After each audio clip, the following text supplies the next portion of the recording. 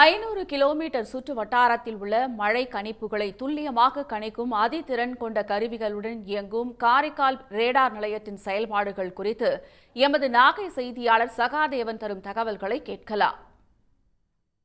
நாம இப்ப இருக்கக்கூடிய இடம் பார்த்தீங்கன்னா காரைக்காலில் இருக்கக்கூடிய அந்த வெதர் ரேடார் ஸ்டேஷன்ல இருக்கோம். இந்த மையத்தினுடைய முக்கிய வேலைகள் என்ன, இங்க எவ்வளவு அதிகாரிகள் பணியாற்றுறாங்க, அவங்களுடைய பணி என்ன, அவங்களுடைய அந்த மழை புயல் குறித்த அந்த ஆய்வுகளை எங்கே எப்படி அனுப்புகிறாங்க அப்படின்றத பார்க்கலாம். குறிப்பாக பார்த்தீங்கன்னா காரைக்காலில் இருக்கக்கூடிய இந்த வெதர் ரேடார் ஸ்டேஷன் வந்து கிட்டத்தட்ட 500 கிலோமீட்டர் தொலைவிற்கு உண்டான அந்த வானிலை ஆராய்ச்சியை கணிக்கக்கூடிய சாதனங்கள் இந்த மையத்தில் இடம்பெற்றிருக்கு.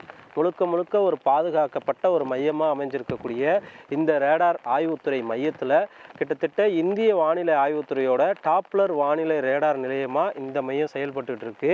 500 கிலோமீட்டர் தூரத்திற்கு குறிப்பாக நாகப்பட்டினம், காரைக்கால், பாண்டிச்சேரி, கடலூர், தஞ்சாவூர், இதே போல் வெளி மாநிலங்களான கொச்சின் உள்ளிட்ட கிட்டத்தட்ட 500 கிலோமீட்டர் தூரத்திற்கு உண்டான அந்த மழை அளவையும், புயலினுடைய தாக்கம், புயலினுடைய வேகம், கடலினுடைய அளவு உள்ளிட்ட பல்வேறு கணிப்புகளை கணிக்கக்கூடிய செயலில் இங்கு இருக்கக்கூடியவர்கள் ஈடுபடுகிறார்கள்.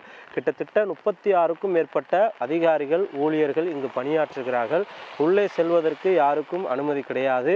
அதே போல் இங்கு இருக்கக்கூடிய இயக்குனர் சுனில் அவர்கள் வந்து தொடர்ச்சியாக 24 மணி நேரமும் பணியில் இருந்து அந்த புயலினுடைய வீரியம் எவ்வாறு இருக்கிறது, நாகையிலிருந்து தற்போதைய நேரத்தில் 400 கிலோமீட்டர் தூரத்தில் புயலுடைய அந்த காற்றழுத்த தாழ்வு மண்டலமானது நிலவு கொண்டிருப்பதாக தெரிவிக்கப்பட்டிருக்கிறார்கள்.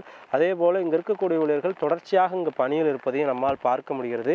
இங்கிருந்து இவருடைய ஆய்வு பணிகள் எவ்வாறு அந்த மழைகளுடைய அளவு இருக்கிறது, காற்றழுத்தம் அந்த தாழ்வு பகுதி, தாழ்வு மண்டலம் எந்த அளவிற்கு நகர்ந்து வருகிறது போன்ற ஆய்வு அறிக்கையை சென்னைக்கு அனுப்புகிறார்கள்.